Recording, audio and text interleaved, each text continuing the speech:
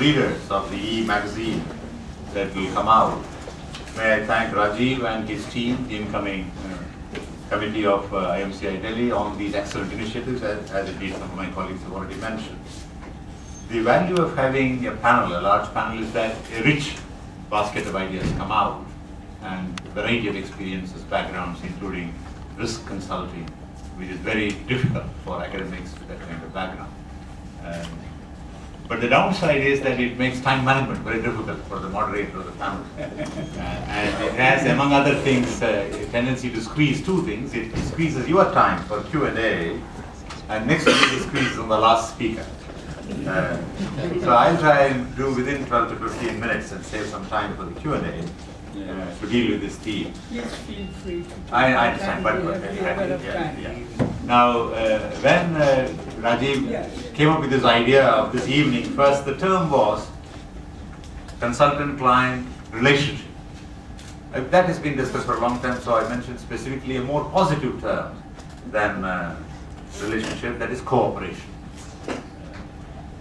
The cooperative relationship is one where both parties are proactive, take the right foot forward, stress more on what they contribute rather than what they take from the relationship, although they will both get rewarded. It is not just a relationship. Many of you may be familiar with the writings of Eric Berne, the analysis of relationships. There are basically three kinds of relationships. And this is true in all work organizations, in families, in social settings, and even, alas, in consulting. Majority of relationships tend to be ritualistic relationships, distant, formal, contracts, and very often going through some motions of whatever is that particular ritual. Hello, how are you? Some structure, proposals, reports, and so on. The second kind of relationship is hindering. I'm sure it's the experience of many of you here that the chairman or the MD or a CEO may feel the need for consulting support, engage the consultant. But there are a number of bandicoots within the organization who don't want the consultant. And the consultant's job is not only to diagnose and find a solution and provide implement support, but also to overcome these resistances within the organization. So, or conversely, some consultants get caught in the power trap of being close to the owner, the promoter, the senior management, and do not really involve the people in the middle and lower levels. So both parties can hinder the relationship. Of course, the third is the most desirable category, which is a mutually helping relationship, and that's what the word cooperation implies. But the cooperative relationship between a consultant and client cannot come without this very difficult, very important, we all recognize, we often use the term, but very fragile animal called trust. It has to be built on trust. All clients have their anxiety, I'm committing this consultant, I'm paying advance, interim payments, will something come out of it at the end of it? So there is naturally worry.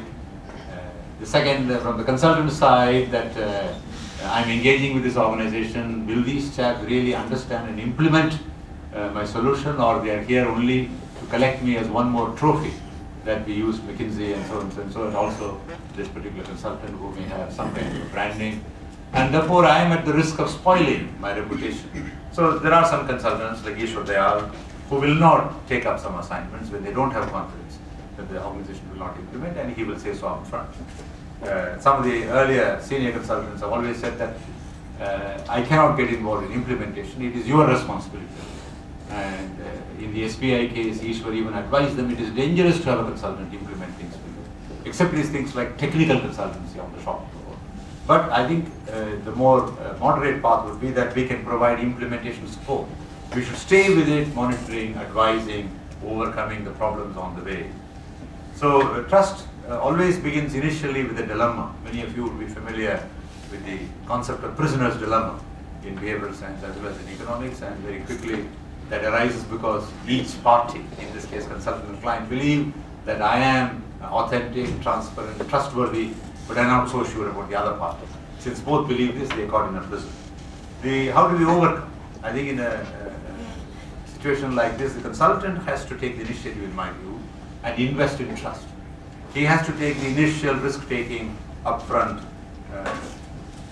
steps, believing sincerely that the client will respond, and it will happen sooner or later. So trust is difficult to build between, even within the organization, between full-time career executives, between divisions, between functions, between levels. So we are all familiar with the internal games. All organizations are continuously moving on a pendulum, sometimes towards a professional organization, sometimes towards a political organization, and at the end of it, whether it becomes truly professional depends on whether trust wins. Writers like Francis Fukuyama have said that countries like Korea, Japan, China have risen faster than India because they have social trust as a capital. Whereas in the Indian culture, there is some sense of self-centeredness and mistrust and anxiety about these relationships. Trust is very hard to build, so the consultant must be the role model and show the client how to build the trust. And sometimes the trust, even when it is built difficult enough, it gets broken somewhere during the assignment. It can be. It has again to be rebuilt, which is hard. But I think one rebuilding, the client realizes that this is an authentic, reliable person who just does not want the money, but wants a professional satisfaction of having helped an organization. This is the normal model of cooperation. What is different about today's panel discussion is the second half of the title, Difficult Business Times. Now, 3-4 months ago, I spoke at the ISTD Delhi chapter on the training challenges of the turbulence, global turbulence. Similarly, we are now looking at the consulting challenges of this client-consultant cooperation in difficult business times. What is, I would like to highlight a global perspective and an Indian perspective of what is difficult about these business.